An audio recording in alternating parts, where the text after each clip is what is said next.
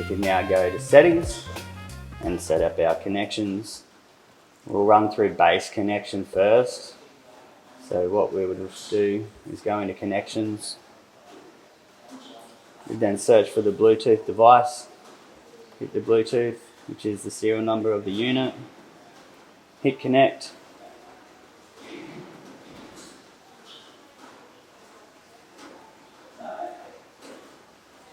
And that will hook up to our rover or base.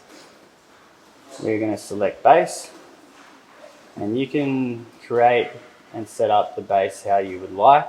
So either go new, you can set up Wi-Fi network, external radios.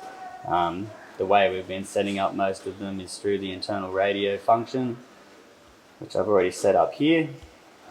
If you select it, you can then go information to check and retrieve or check the information of the base, or you can simply hit the tick to start it. We're going to go into information, do a few checks. RTCM3 for our format, protocol TT450S for trim torque, baud rate is used for the channel spacing, so 4800 is a 12.5 kilohertz link rate. And then our bases come with a 2 watt and a 0.5 watt output. So 2 watts great for those larger size sites, 0.5 watts great for, in and around the city.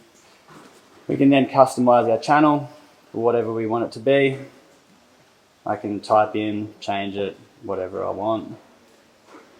Further down, we can start on a known location, or we can put in a position ourselves.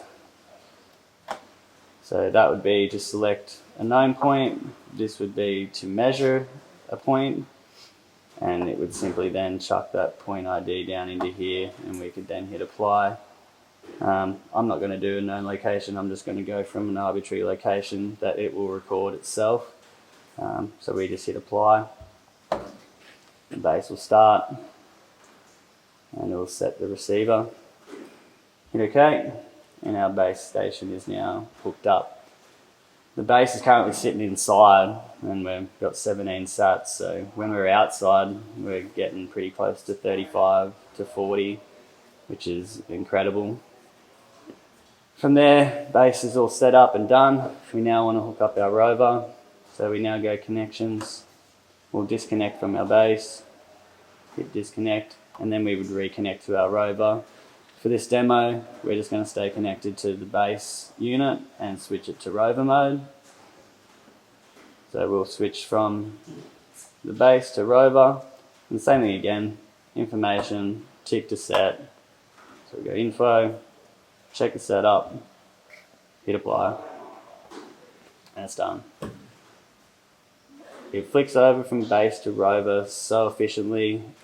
There's no other system that I've used out there that does it quite seamlessly.